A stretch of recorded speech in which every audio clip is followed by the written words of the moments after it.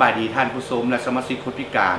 ที่กำลังให้เกียรติติดตามรับชมรายการเพื่อนคนพิการอยู่ในขณะนี้ทางโทรภาพแห่งชาติลาวรายการเพื่อนคนพิการของพวกเราออกอากาศในทุกๆวันพฤหัสและวันอาทิตย์กับปีของเดือนมาพบกับท่านผู้ชมในมื้อนี้รายการของพวกเราได้นำเอาข่าวและกิจกรรมต่างๆใน1 เดือนผ่านมาให้ท่านได้ติดตามรับชมซึ่งระยะทำอิฐจะพาท่านไปชมข่าวพิธีลงนามบทบันทึกความเข้าใจระหว่างกระทรวงแรงงานและสวัสดิการสังคมและองค์การคนพิการอาชีพเพื่อการพัฒนาเกี่ยวกับโครงการปรับปรุงชีวิตการเป็นอยู่และฝึกวิชาชีพให้คนพิการทางสติปัญญาอยู่โรงแรมเมืองเกี้ยวนครหลวงเวียงจันทน์เนื้อรายละเอียดที่มีคือแนวใดขอเสื้อทานผู้ชมติดตามจากทางรายการพิธีลงนามบทบันทึกความเข้าใจระหว่างกระทรวงแรงงานและสวัสดิการสังคมและองค์การคนพิการอาชีพเพื่อการพัฒนาเกี่ยวกับโครงการปรับปรุงชีวิตการเป็นอยู่และฝึกวิชาชีพให้กับคนพิการทางสติปัญญาที่โรงแรมเมืองเกี้ยวนครหลวงเวียงจันทน์ในวันที่9 ตุลาคม ปี 2017 นี้ได้มีพิธีลงนามบทบันทึกความเข้าใจระหว่างกระทรวงแรงงานและสวัสดิการสังคมและองค์การคนพิการอาชีพเพื่อการพัฒนาเกี่ยวกับโครงการปรับปรุงชีวิตการเป็นอยู่และฝึกวิชาชีพให้กับคนพิการทางสติปัญญาอยู่ที่โรงแรมเมืองเกี้ยวนครหลวงเวียงจันทน์ขึ้นกล่าวประกอบคำคิดคำเห็นต่อพิธีงานในครั้งนี้ต่างหน้าองค์การคนพิการอาชีพเพื่อการพัฒนาโดยท่านโตมิโกะมาเอจิมะประธานองค์การคนพิการอาชีพเพื่อการพัฒนาและต่อจากนั้นต่างหน้าฝ่ายลาวขึ้นกล่าวประกอบคำคิดคำเห็นโดยท่านคำปิงแสงต่างนาราชหัวหน้ากลุ่มนโยบายต่อผู้มีผลงานกระทรวงแรงงานและสวัสดิการสังคมหลังจากนั้นต่างหน้าห้องหัวหน้าแผนกองค์การจัดตั้งที่บัวสังกัดรัฐบาลกระทรวงการต่างประเทศก็ได้ขึ้นกล่าวประกอบคำคิดคำเห็นโดยท่านเคคักทวงศาเมื่อประกอบคำคิดคำเห็นแล้วก็มีพิธีลงนามบทบันทึกความเข้าใจระหว่างกระทรวงแรงงานและสวัสดิการสังคมและองค์การคนพิการอาชีพเพื่อการพัฒนาเกี่ยวกับโครงการปรับปรุงชีวิตการเป็นอยู่และฝึกวิชาชีพให้กับคนพิการทางสติปัญญาท่ามกลางสักขีพยานที่เข้าร่วมงานโดยแผนกแรงงานและสวัสดิการสังคมนครหลวงต่างหน้าสมาคมคนพิการแห่งชาติลาวต่างหน้าหน่วยงานพิการทางสมองและปัญญาอ่อนกองเลขาคณะกรรมการแห่งชาติเพื่อคนพิการและผู้อายุสูงกระทรวงแรงงานและสวัสดิการสังคมภาคส่วนที่เกี่ยวข้องเข้าร่วมจุดประสงค์รวมของโครงการดังกล่าวแม่นเพื่อสร้างความเข้มแข็งทางด้านเศรษฐกิจและการมีส่วนร่วมทางสังคมของคนพิการทางสติปัญญาอยู่สปป.ลาวจุดประสงค์เฉพาะแม่นเพื่อสร้างความเข้มแข็งทางด้านเศรษฐกิจและการมีส่วนร่วมทางสังคมของคนพิการทางสติปัญญาอยู่หน่วยงานพิการทางสมองและปัญญาอ่อนในนั้นก็มีหลายกิจกรรมและเป้าหมายของโครงการที่จัดตั้งปฏิบัติสำหรับคนพิการทางสติปัญญาพื้นที่ในการจัดตั้งปฏิบัติโครงการแมนยูเมืองไซเซฐานครหลวงเวียงจันทน์หน่วยงานพิการทางสมองและปัญญาอ่อนและระยะเวลาของโครงการแมน24 เดือนนับตั้งแต่วันที่ได้รับอนุมัติโครงการเป็นต้นไป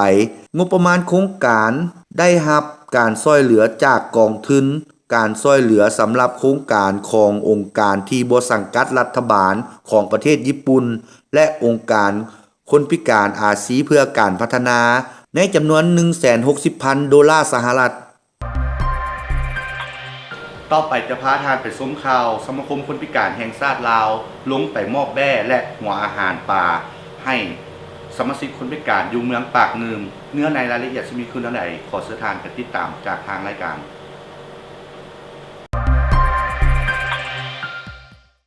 ทีมงานจากสมาคมคนพิการแห่งชาติลาวลงไปมอบแบ้และให้หัวอาหารป่า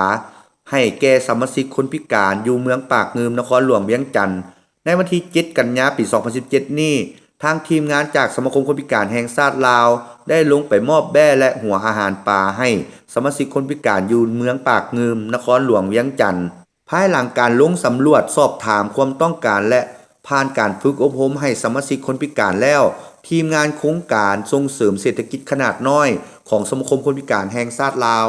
แม้นว่าจะมอบเครื่องอุปกรณ์และสัตว์เลี้ยงให้ตามความต้องการและความเหมาะสมของคนพิการเองว่าต้องการหยัง และครั้งนี้ก็แมนอีกครั้งหนึ่งที่ได้มามอบแบ่ให้สมาชิกคนพิการอยู่บ้านหนองเขียดและบ้านคำสวัสดิ์เมืองปากงืมนครหลวงเวียงจันทน์ในนั่นทางหัวหน้าห้องการแรงงานเมืองและนายบ้านหนองเขียดเมืองปากงืมได้ให้คำคิดเห็นและขอบใจผ่านทางรายการเฮาว่าแล้วภาคส่วนที่ว่านำทีมงานกันแม่นทางสหายบุญยงสมาคมคนพิการแห่งชาติได้มามอบแบให้ทางคนพิการเฉพาะแล้วก็เป็นบ้านหนองเขียดของพวกเขาเพราะฉะนั้นข้าพเจ้าในบ้านหนองเขียดขออนุญาตต่างหน้าให้ทางอำนาจการปกครององค์การจัดตั้งบ้านหนองเขียดต่างหน้าให้สมาคมคนพิการบ้านหนองเขียดก็ย่อสมเสยมายังบรรดาการนำภาครัฐที่ว่ามีความเป็นห่วงเป็นใยโดยพอแล้วก็เป็นสมาคมคนพิการเมืองปักเงิมขอไว้ใส่ให้พรมายังบรรดาท่านจงมีสุขภาพแข็งแรงสืบต่อที่นำพาและก็ให้กรมคุ้มครองช่วยเหลือทำต่อไปแป๊บนึงครับท่านเอากันผู้ว่าประสานงานรักกับโครงการและก็เป็นประธานสมาคมคนพิการแห่งชาติลาวผมพบกับโครงการแห่งงานเมืองปากนี้ได้นำเอาเบมาช่วยเหลือกลุ่มเป้าหมายที่ทุกข์ยากโดยเฉพาะเป็นคนพิการที่อยู่ตามบ้านทั่วเมืองปากนี้มันถือว่ากลุ่มปากเงินของเราก็เป็นกลุ่มที่5ทางสมาคมคนพิการแห่งชาติลาวได้นำเครื่องอุปกรณ์มาช่วยเหลือคนพิการนี้ทางพวกน้องทางหน้ามือกับผู้มียังขอความพอใจมายังท่านทองจันทร์ประธานสมาคมคนพิการแห่งชาติลาวซึ่งมีสุขภาพเข้มแข็งแรงประสบผลสำเร็จแต่หวังอย่างยิ่งว่ามอบให้อำนาจการปกครองติดตามช่วยเหลือเบิ่งแยง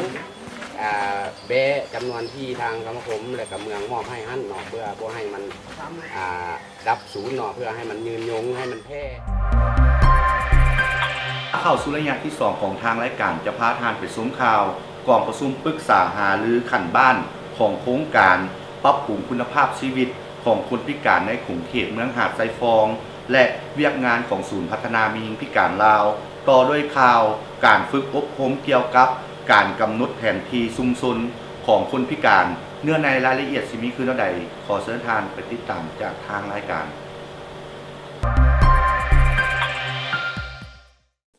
กองประชุมปรึกษาหารือขั้นบ้านของโครงการการปรับปรุงคุณภาพชีวิตของคนพิการในกรุงเทพเมืองหาดทรายฟองและเวียกงานของศูนย์พัฒนาแม่หญิงพิการลาวในวันที่20ตุลาปี 2017 นี้ได้มีการจัดกองประชุมปรึกษาหารือขั้นบ้านของโครงการการปรับปรุงคุณภาพชีวิตของคนพิการในกรุงเทพเมืองหาดทรายฟองและเวียกงานของศูนย์พัฒนาแม่หญิงพิการลาวบ้านทาเดือนครหลวงเวียงจันทน์โดยการเป็นประธานของท่านนางจันเพ็งศรีวิลาประธานศูนย์พัฒนาแม่หญิงพิการลาวโดยการเข้าร่วมของ15บ้านในกรุงเทพเมืองหาดทรายฟองนครหลวงเวียงจันทน์ทีมงานขององค์การบรรเทาทุกข์คาทอลิกประจำสปป.ลาวเข้าร่วมกันอย่างพร้อมเพรียง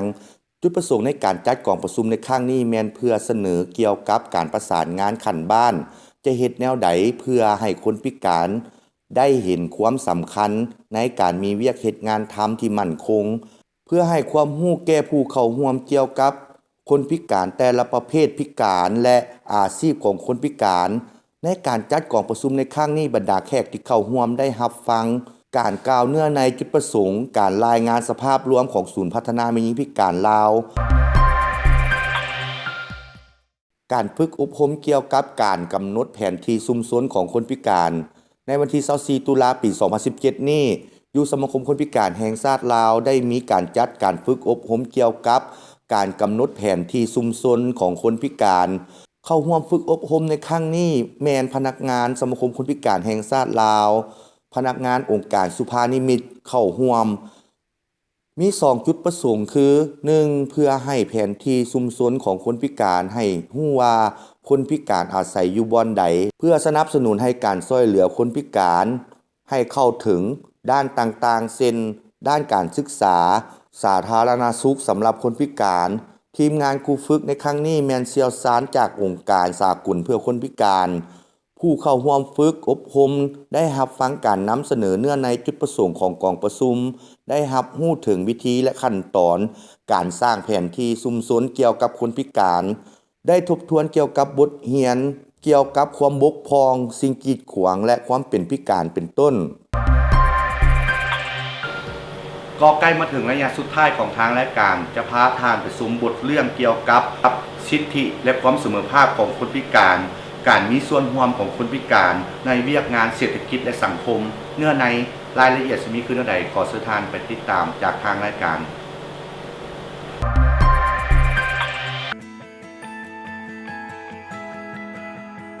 ข้าพเจ้าชื่อคำอวนทองสุขเนาะอายุ37 ปีเป็นพนักงานสังกัดอยู่ในสมาคมคนพิการแห่งชาติแล้วหน้าที่รับผิดชอบมันก็คือเป็นผู้ฝึกเกี่ยวกับเรื่องของสิทธิและความเสมอภาคของคนพิการภายหลังข้าพเจ้ากลายมาเป็นคนพิการเนาะในส่วนเรื่องของแนวความคิดทันก็เกิดมีแนวคิดค่อนแค้นและตามค่อยน้อยใจเนาะคิดว่าในรูปแบบของสื่อเสียงเกียรติศักดิ์ศรีเนาะและความเสมอภาคตัวเองก็คิดว่าคือสิเป็นคนที่ว่าด้อยกว่าคนอื่นภายหลังที่ข้าพเจ้าเราได้รับรู้และเข้าร่วมขบวนการฝึกอบรมเกี่ยวกับเรื่องสิทธิและความเสมอภาคของคนพิการข้าพเจ้า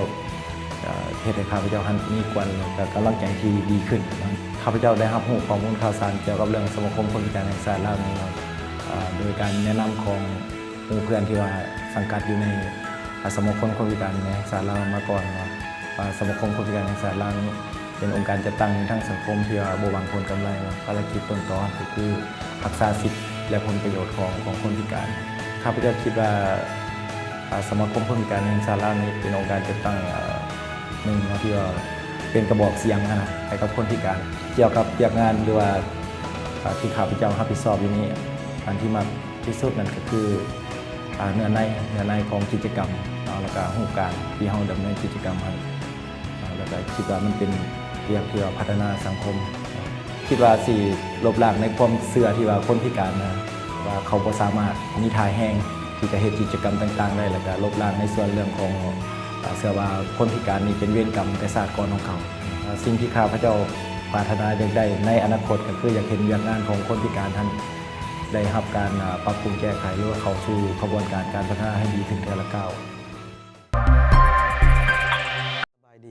ข้าพเจ้าชื่อเฮาคำหักเรืองรองอายุ38 ปีอาชีพพนักงานสมาคมคนพิการแห่งชาติลาวสาขาแก่งจันทน์ชีวิตของข้าพเจ้าเนาะก่อนบ่ทันได้รู้สิทธิของตนเองคิดว่าชีวิตนั้นตกอยู่ในภาระมีความท้อแท้สังคมบ่ยอมรับถูกจำแนกจากสังคมข้าพเจ้าก็จะยกบางอย่างเกี่ยวกับความเป็นพิการหรือว่าสิทธิที่ผ่านมาตัวเองนี่บ่ได้รับสิทธิอยู่ในวงสังคมองค์การจัดตั้งของบ้านบ่ได้ให้การนับถือเนาะบ่ได้เส้นตัวอย่างบ่ได้มีส่วนร่วมอยู่ในเวียกงานของบ้านสิ่งที่ย่านและกังวลที่สุดก็คือย่านสังคมบ่ยอมรับสิทธิของคนพิการย้อนความเป็นพิการของข้าพเจ้าหลังจากที่ได้รู้สิทธิของตัวเองเนาะชีวิตและทัศนคติของตัวเองนี่มีการเปลี่ยนแปลงสังคมยอมรับจากองค์การจัดตั้งของบ้านเนาะได้ถูกจัดตั้งให้มีหน้าที่รับผิดชอบในเวียกงานของบ้านพัฒนายากให้ทุกๆองค์การจัดตั้งของรัฐสากลจงให้การสนับสนุนช่วยเหลือสมาคมคนพิการเพื่อจะได้พัฒนาคนพิการโดยเฉพาะผู้ที่ด้อยโอกาสที่อยู่ห่างไกลซอกลีกให้เขาได้รับการศึกษาการฝึกวิชาชีพการมีเวียกเหตุงานทำที่มั่นคงเพื่อบ่เป็นภาระของครอบครัวและสังคมข้าพเจ้าอยากลบล้างความเชื่อที่ว่าสังคมส่วนหลายมักจะเว้าว่าความเป็นพิการนี้แม่นผีสางนางไห้เป็นผู้มาเกิดหรือว่าส่วนหลายเขาจะเว้าว่าคนพิการนี่แม่นเขาก่อกรรมทำเวรไว้ในสัตว์ก่อนตกมาฮอดชาตินี้แล้วเทวดาบ่จึงค่อยเฮ็ดให้กระเจ้าได้รับกรรมเวรข้าพเจ้าคิดว่าความเป็นพิการนี่บ่แม่นแนวนั้นความเป็นพิการนี่มันเกิดขึ้นได้หมดกับทุกคนมันบ่จำแนกที่ว่าเป็นผู้เฒ่าวัยหนุ่มหรือว่าเด็กน้อยห่างมีหรือทุกข์ยากความเป็นพิการนี้ก็สามารถเกิดขึ้นได้หมดทุกคนถือว่าเราจะเป็นคนพิการแต่เราจะคิดว่าความเป็นพิการนั้นมันเป็นอุปสรรคในการดำรงชีวิตของเราเราต้องกล้าแสดงความสามารถของตัวเองกล้าแสดงความคิดเห็นออกสู่สังคม ให้สังคมรับรู้และยอมรับตัวเขาเอง ข้าพเจ้าชื่อรับแก้วนะสมจันทร์มะวงศ์อายุ 30 ปี เป็นพนักงานวิชาการโครงการของหน่วยงานผู้ใช้แรงงานและผู้ออกแรงงานที่เป็นคนพิการจริงๆแล้วหลังจากเป็นพิการเนาะผมหมายตัวที่นี่ก็คือเป็นคำว่าย่านความเท่าเทียมกับคนที่เป็นพิการนะที่ให้เรามีความกังวลแล้วก็ย่านกลัวแบบตัวนี้เพราะว่าเวลาออกสังคมเนาะสังคมอาจจะรู้ว่าเขาเป็นยังเงินนะถ้าปัจจุบันนี้ก็คือว่าในเมื่อได้รู้จากคนพิการแล้วว่าองค์การต่างๆเขาจะเข้าใจอะไรคือสังคมเข้าใจอันนี้ก็มันสิ่งที่เราสบายใจไปซะสุดท้ายมันคนพิการเฮ็ดเวียกอยู่นี่อยากมาเฮ็ดเวียกกับคนพิการโดยเฉพาะประมาณเขาว่าจะเฮ็ดเวียกกับคนที่บ่พิการนั่นนะเพราะว่าบางครั้งเห็นว่าเขาบ่อยู่เนี่ยคือว่าเขามีความมั่นใจก่อนที่แบบไปอยู่กับคนอื่นประมาณผมรู้สึกว่าสังคมนี้ได้ยอมรับของหลายขึ้นแล้วก็มีบทบาทในสังคมหลายขึ้นเพราะว่าในการไปหาสังคมแล้วเขาจะบ่ได้รังเกียจแล้วว่าดูถูกเขาแล้วอย่างนี้ก็จะตัวอย่างนึงคือข้าพเจ้าเฮ็ดเวียกเกี่ยวกับสังคมอยู่แล้วเนาะตัวอย่างคือเวลาเราไปหานายจ้างหรือว่าบริษัทต่างๆนะเวลาเราไปพบสมาชิกหรือว่าคนที่บ่พิการเนาะเขาเจ้าก็ยังเคารพนับถือเขาได้นะถ้าเขาเป็นคนพิการแต่เวลาเขาออกสู่สังคมแล้วเขาเจ้าก็ยังนับถือเขาบ่ได้รังเกียจเขาประมาณจริงๆก็อยากขอฝากฟังเนาะเพราะว่าถ้าว่าเป็นไปได้เนาะให้สังคมรับรู้แล้วว่าพ่อแม่ผู้ปกครองที่มีลูกเป็นคนพิการเนาะได้ส่งเสริมเขาเจ้าให้สุดเพราะว่าคือบอกว่าคนพิการเนาะเขาจะบ่เบิ่งภายนอกกับเจ้าเนาะเขาต้องเบิ่งที่ความสามารถของเจ้าในการเฮ็ดเวียกในความเป็นจริงนะอันนี้หมายความว่าให้สังคมต้องได้เบิ่งในมุมมองหลายๆมุมหมายความว่าเห็นกับเจ้าก็คือดูถูกกับเจ้าหรือว่าต้องให้โอกาสกับเจ้าสลาดต้องให้โอกาสคณะของบ่ไปเปิดโอกาสให้กับเจ้าน้อยเห็นความเป็นมีสิทธิ์ของเจ้าน่ะเขาเจ้าก็สิล่มจมบ่ไปหั่นไปนี่นะสิ่งที่อยากปรารถนาก็มันก็จะเห็นให้สังคมนี่แบบว่าที่จริงแล้วพวกเขาก็สิมีกฎหมายไว้เนี่ยแต่ว่าแต่ที่จริงแล้วโดยภาพที่ในนามที่เฮ็ดเวียกเกี่ยวกับคนพิการโดยตรงเนาะเกี่ยวกับการสอบเวียกเฮ็ดงานทำเขาก็จะเห็นคนพิการเขาได้เข้าสู่กระบวนการจ้างงานให้ได้หลายที่สุดในนามส่วนตัว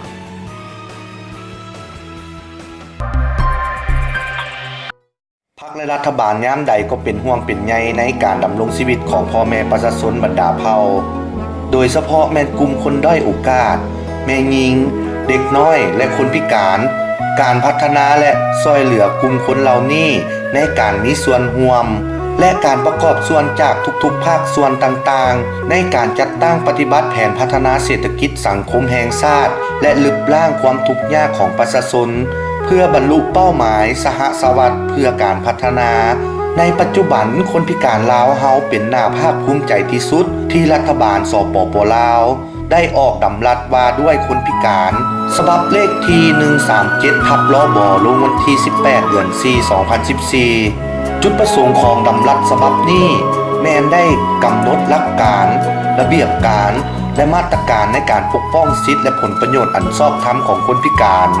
เพื่อเฮ็ดให้คนพิการได้รับการกันพยาธิส่งเสริมสุขภาพการปิ้นปัวการฟื้นฟูสุขภาพการศึกษาการฝึกอบรมวิชาชีพการมีอาชีพที่มั่นคงการเข้าถึงข้อมูลข่าวสารแหล่งทุนสถานที่บริการและการจัดตั้งของคนพิการแนะใส่ลบล้างทุกรูปการจำแนกต่อคนพิการสร้างเงื่อนไขให้เขาเจ้าได้รับการพัฒนาตนเองพึ่งตนเองและสามารถเข้าร่วมกิจกรรมต่างๆในสังคมแน่นอนว่าดำรัสดังกล่าวจะเป็นบ่อนอิงให้แก่การดำเนินงานของกองเลขาคณะกรรมการแห่งชาติเพื่อคนพิการและผู้อายุสูงก็มีเป้าหมายในการส่งเสริมสิทธิและความเสมอภาคของคนพิการเพื่อช่วยให้เขาเจ้าเข้าถึงการบริการต่างๆและสนับสนุนเขาเจ้าตามความเหมาะสมสมาคมคนพิการแห่งชาติลาวเป็นองค์กรหนึ่งที่เป็นตัวแทนให้แก่คนพิการทุกๆประเภทในทั่วประเทศอิงใส่การสังเกตตีราคาในการมีส่วนร่วมของคนพิการในปัจจุบันเห็นว่ามีทายเอียงในการขยายตัวและพัฒนาหลายขึ้นเช่นเวียกงานการศึกษาการมีเวียกเหตุงานทำการส่งเสริมปรับปรุงชีวิตการเป็นอยู่และเสริมสร้างความเข้มแข็งให้คนพิการเวียกงานการกีฬาเวียกงานการเผยแพร่โฆษณาสิทธิและความเสมอภาคของคนพิการเพื่อสร้างความรับรู้ให้แก่สังคมเห็นความสำคัญของเวียกงานคนพิการหลายขึ้น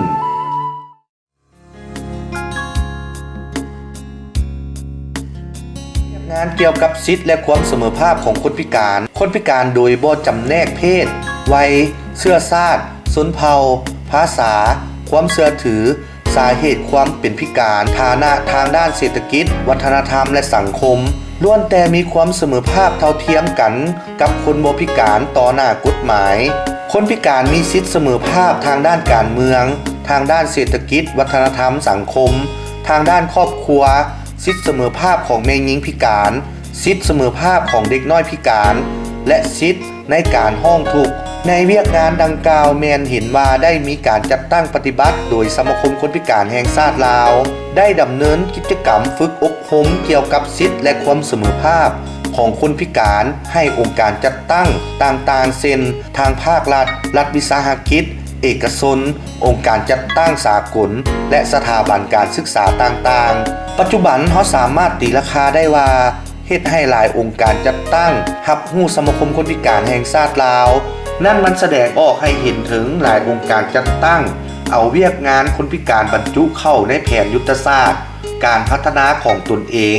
การส่งเสริมและปกป้องสิทธิของคนพิการที่รัฐบาลได้กำหนดไว้ในเอกสารนิติกรรมต่างๆเช่น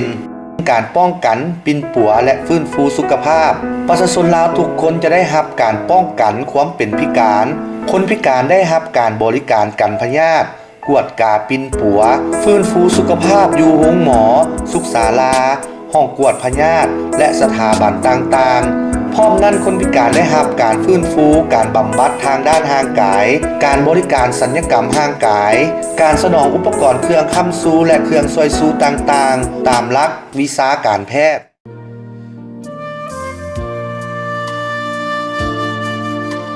คนพิการสามารถเรียนร่วมอยู่ในสถาบันการศึกษาทุกแห่งของรัฐตามเงื่อนไขและความสามารถตัวจริงสถานศึกษาต้องประกอบสิ่งอำนวยความสะดวกที่จำเป็นสำหรับคนพิการดำเนินการค้นคว้าหลักสูตรอุปกรณ์และวิธีการเรียนการสอนสร้างครูสอนและผู้ดูแลนักเรียนพิการแต่ละประเภทอย่างเหมาะสมเพื่อรับประกันสิทธิ์เข้าถึงการศึกษาที่มีคุณภาพอย่างเสมอภาคเท่าเทียมกันของทุกกลุ่มคนในสังคมลุดพรและลึบล่างความลุดโตนในการเข้าถึงและการสำเร็จการศึกษาของกลุ่มคนที่ด้อยโอกาสโดยเฉพาะเด็กน้อยแม่หญิงคนพิการและผู้มีความยุ่งยากทางด้านเศรษฐกิจสังคมเพื่อแก้ไขบรรดาอุปสรรคทั้งภายในและภายนอกระบบการศึกษาโดยเอาใจใส่ถึงจุดพิเศษและความต้องการที่แตกต่างหลากหลายของผู้เรียนทุกคนเพื่อปรับปรุงคุณภาพและความแทบเหมาะของระบบการศึกษาในทุกระดับสร้างสภาพแวดล้อมที่เอื้ออำนวยให้แก่การเรียนที่มีประสิทธิภาพสำหรับผู้เรียนทุกคนส่งเสริมการเรียนร่วมของผู้เรียนทุกคนครอบครัวโรงเรียนชุมชนและทั่วสังคมดังได้ระบุไว้ในดำรัสว่าด้วยการรับรองและประกาศใช้นโยบายแห่งชาติว่าด้วยการเรียนร่วมฉบับเลขที่509/นย.ลงวันที่7 เดือน 12 ปี 2010เวียกงานการกีฬารัฐบาลส่งเสริมให้มีการเคลื่อนไหวกีฬากายกรรมประเภทต่างๆของคนพิการโดยจัดตั้งฝึกอบรมครูฝึกนักกีฬาสถานที่ฝึกแอบสถานที่แข่งขันรวมทั้งการสนองอุปกรณ์รับใช้ให้แก่การเคลื่อนไหวและการแข่งขันในระดับท้องถิ่นระดับชาติภาคพื้นและสากลเห็นได้ว่าปัจจุบันนี้คนพิการเฮาก็สามารถเล่นกีฬาและกายกรรมประเภทต่างๆตามความสามารถและความเหมาะสมของประเภทความเป็นพิการอีกอย่างหนึ่งก็เพื่อเต้าโฮมความสามัคคีส่งเสริมพัฒนาทางด้านจิตใจร่างกายของคนพิการเอง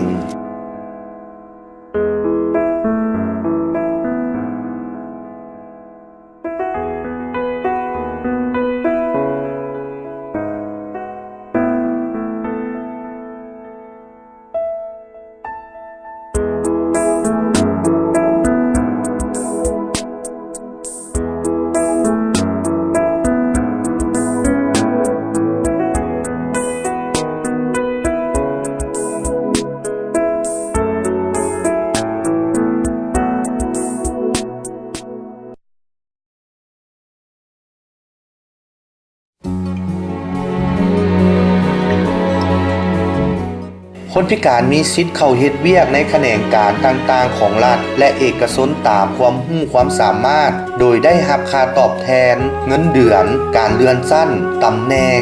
การยกระดับและอื่นๆอย่างเสมอภาคกับคนบ่พิการผู้ใช้แรงงานต้องประกอบสิ่งอำนวยความสะดวกให้คนพิการในการเฮ็ดเวียกตามความเหมาะสมรัฐบาลมีนโยบายสงวนอาชีพที่เหมาะสมสำหรับคนพิการเพื่อให้เขาเจ้ามีเวียกเฮ็ดงานทำมีรายได้สามารถกุ้มตนเองแขนงการต่างๆของรัฐและเอกชนต้องให้บุริมสิทธิ์รับเอาคนพิการเข้าเฮ็ดเวียกตามความสามารถความสำนาญและตำแหน่งที่เหมาะสมการส่งเสริมธุรกิจของคนพิการคนพิการดำเนินธุรกิจของตนเองและกลุ่มการผลิตหรือการบริการใดหนึ่งจะได้รับนโยบายในการกู้ยืมเงินลดพรหรือยกเว้นอากรค่าธรรมเนียมที่เกี่ยวข้องรวมทั้งได้รับการถ่ายทอดเทคนิคเทคโนโลยีแนะนำการผลิตและการตลาดตามความเหมาะสม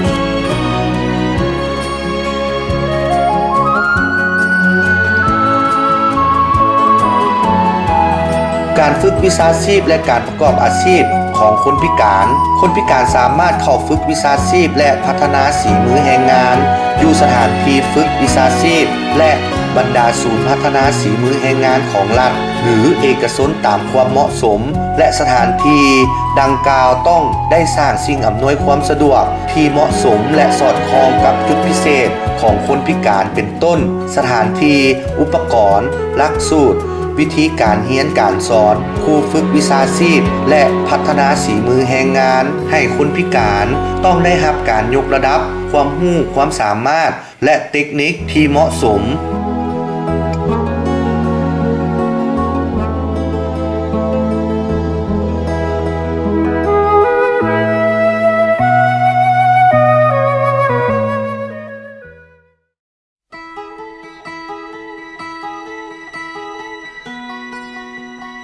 คนพิการสามารถเข้าถึงข้อมูลข่าวสารโดยผ่านสื่อสิ่งพิมพ์สื่ออิเล็กทรอนิกส์เทคโนโลยีที่ทันสมัยและการบริการทางด้านโทรคมนาคมตามความเหมาะสมในการเข้าถึงสถานที่สาธารณะต้องสร้างสิ่งอำนวยความสะดวกให้คนพิการเป็นต้น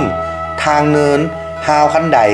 ลิฟต์ห้องน้ำและเครื่องหมายอื่นๆส่วนในการเข้าถึงการขนส่งสาธารณะคนพิการจะได้รับความสะดวกในการสัญจรไปมาเป็นต้นการจัดสรรบ่อนนั่งเฉพาะการยกเว้นหรือลดผ่อนค่าโดยสารและค่าบริการต่างๆตามความสามารถและเงื่อนไขตัวจริงในปัจจุบันเห็นได้ว่าการเข้าถึงก็มีแต่บางสถานที่เท่านั้นที่มีสิ่งอำนวยความสะดวกให้คนพิการ